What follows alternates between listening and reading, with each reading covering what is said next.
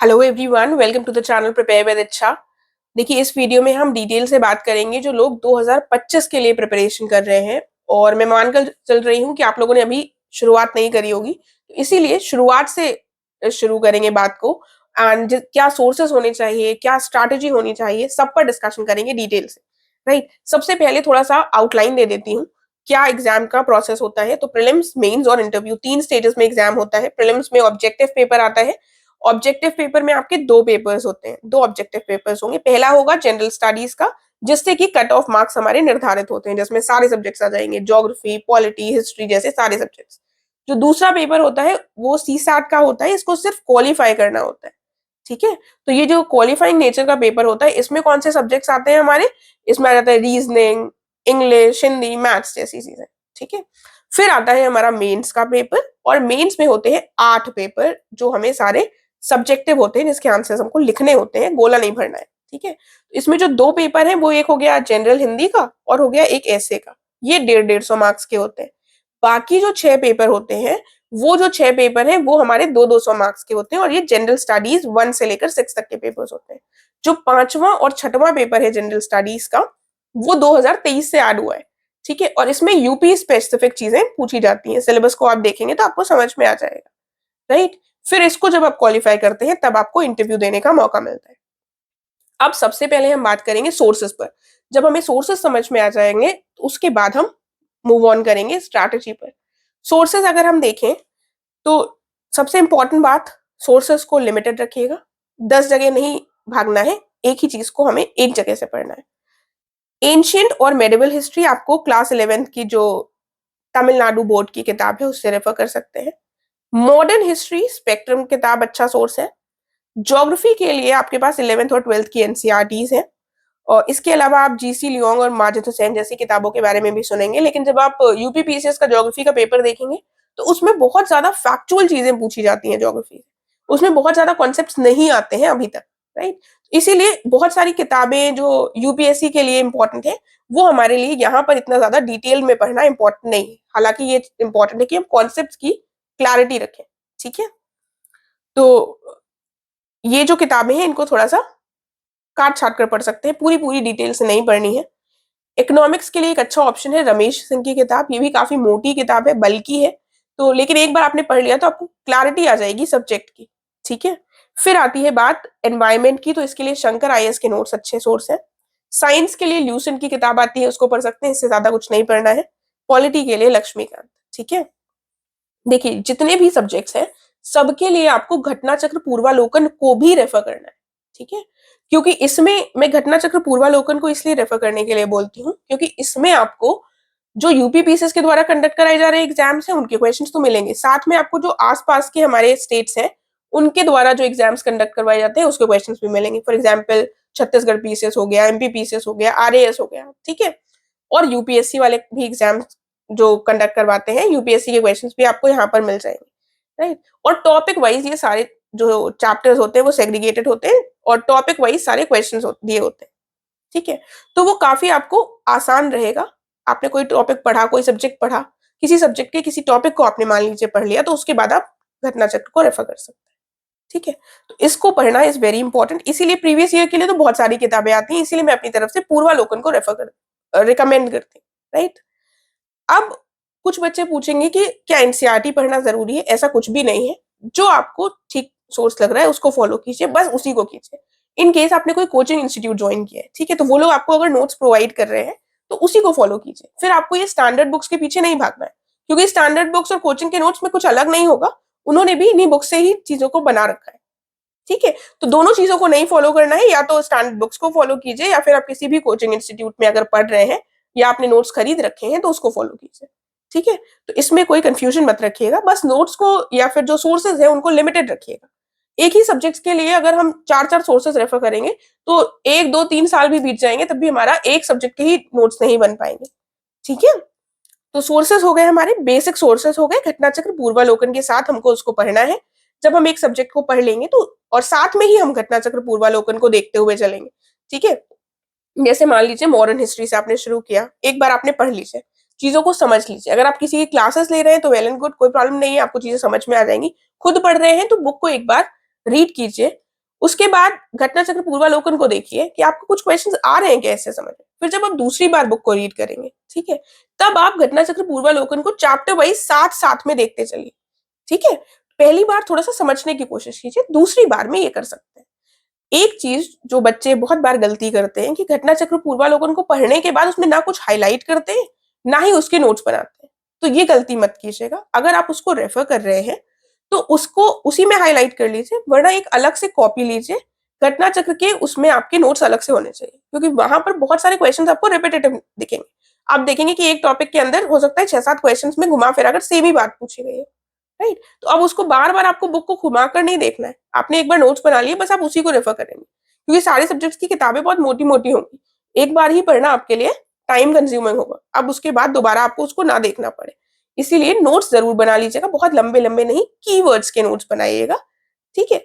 और अगर आप लोग चाहें तो मैंने नोट्स के लिए एक वीडियो भी बना रखा है, आप उसको रेफर कर सकते हैं। अदरवाइज मैं इसके लिए फिर से डिटेल में बता दूंगी घटना चक्र के नोट्स कैसे बनाने, ठीक है। सोर्सेस कैसे रेफर करने हैं ये आपको समझ में आ गया, राइट।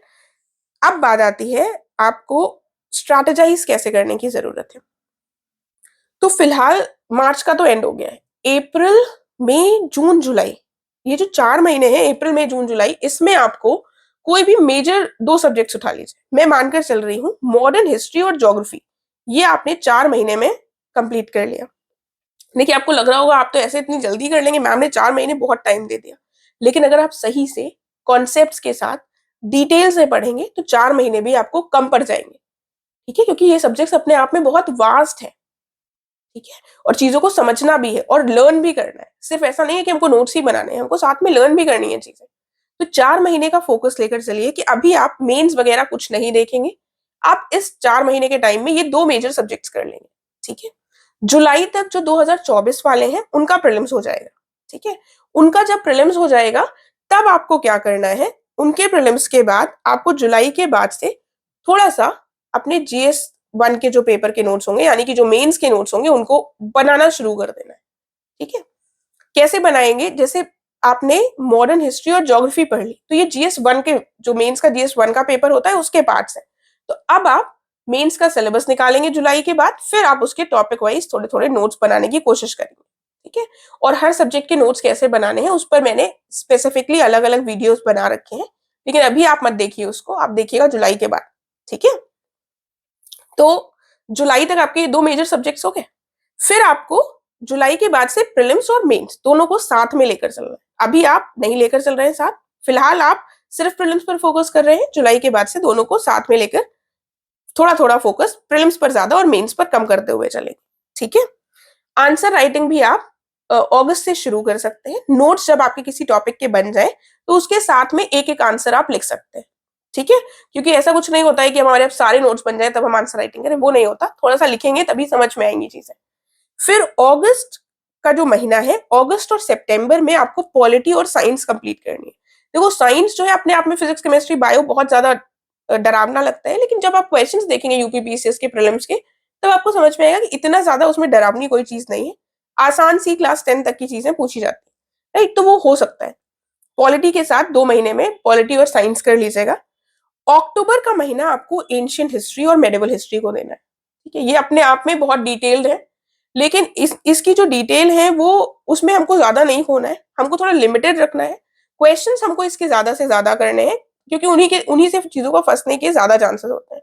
और कई बार ये लोग ऐसे रैंडम क्वेश्चन दे देते हैं कि आप शायद कोई एक मोटी किताब भी पढ़ लें तब भी आपको उसका आंसर ना मिले, ठीक है। तो एंशिएंट और मेडिवल को 1 महीने में आपको निपटा देना है, राइट। फिर आता है नवंबर का महीना। नवंबर में आपको इकोनॉमिक्स और एनवायरमेंट, ये 2 सब्जेक्ट्स करें, ठीक है। तो इस हिसाब से अगर आप चलेंगे तो अप्रैल से लेकर नवंबर तक आपका प्रीलिम्स का पूरा हो जाएगा, ठीक है। और आपने अगस्त से ऑलरेडी शुरू कर दिया है मेंस के नोट्स बनाना, ठीक है। तो वो भी एक सब्जेक्ट आपका 1-1.5 महीने में उसके नोट्स बनेंगे, राइट। तो उसकी बात यहाँ नहीं कर रहे हैं, सारी चीजें मिंगल्ड हो जाएंगी, लेकिन अगस्त से शुरू जरूर कर दीजिएगा, राइट। फिर दिसंबर से आप चीजों को दोबारा रिवाइज करने लगेगा। ऐसा नहीं है कि आपने अगर एक बार जुलाई में छोड़ दिया है मॉडर्न हिस्ट्री और ज्योग्राफी को पढ़कर फिर आप रिवाइज नहीं करेंगे। संडेज को अलग अलॉट कीजिएगा और जो सब्जेक्ट्स पढ़ चुके हैं उनको रिवाइज कीजिएगा। Revision is very important. हर हफ्ते के बेसिस पे नहीं कर पा रहे हैं तो 15 दिन में अलॉट कीजिएगा, जो पुराना सब्जेक्ट है उसको रिवाइज जरूर करें। क्योंकि अगर आपने मान लीजिए 3-4 महीने का गैप कर दिया और आप पहली बार चीजों को पढ़ रहे हैं तो वो पूरे आप ब्लैंक हो जाएंगे, आपको कोई भी चीज याद नहीं आएगी।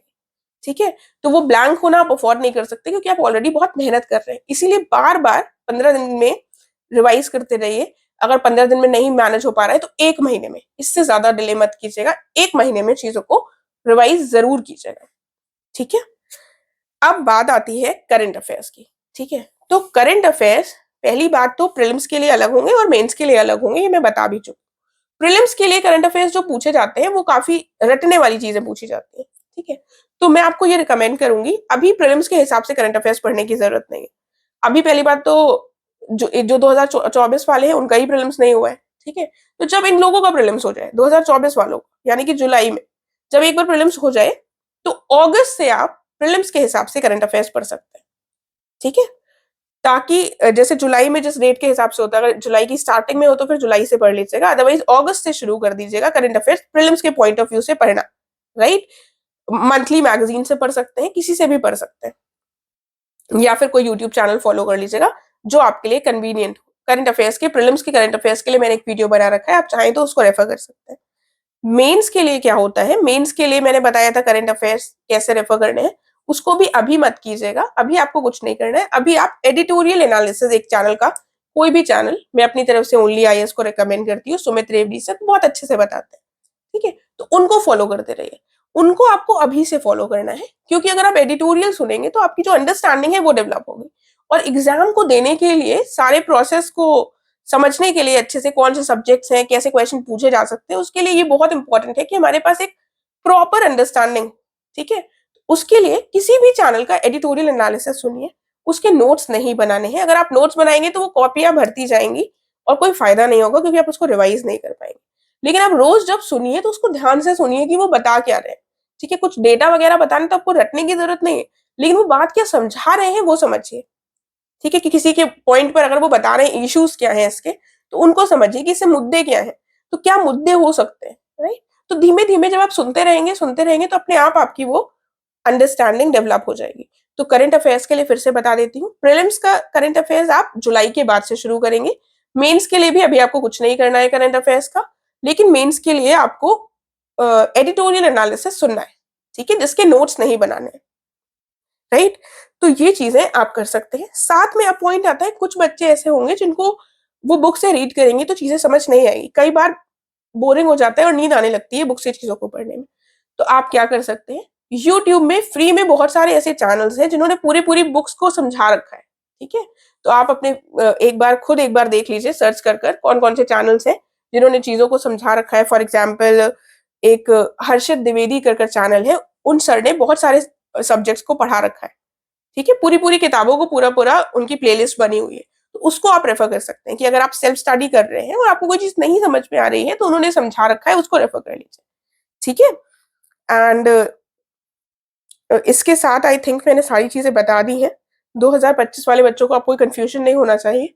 स्ट्रैटेजाइज कीजिए, रिवाइज कीजिए, टाइम को बेस्ट यूटिलाइज कीजिए, तभी फाइनल सिलेक्शन मिल पाएगा। राइट, अगर आप 2024 वालों से कंपेयर करेंगे कि वो शॉर्टकट में कोई क्रैश कोर्स कर ज्वाइन कर सेलेक्ट हो रहे हैं, या फिर उन्होंने ये तो किताब ही नहीं पढ़ी, ठीक है, उन्होंने छोड़ दिया, तो आप भी अगर वैसे इन्फ्लुएंस हो रहे हैं तो मत होइएगा, क्योंकि ये शॉर्टकट जो है वो सस्टेनेबल नहीं होते। लेकिन अगर आप चीजों को डिटेल से अच्छे से पढ़ लेंगे तो डेफिनेटली आपके लिए वो सस्टेन कर जाएंगी चीजें, और आपका सिलेक्शन भी जो चांसेस है उनसे ज्यादा होंगे। Definitely I can assure you. ठीक है, तो सारे सब्जेक्ट्स को डिटेल से पढ़ने का टाइम मिला है तो इसको यूटिलाइज कीजिए और अच्छे से पढ़िए। एंड अगर आपको कोई क्वेश्चन हो तो आप पूछ सकते हैं कमेंट करके, एंड आप लोग चाहें तो मुझसे टेलीग्राम चैनल के माध्यम से भी जुड़ सकते हैं। Thank you so much.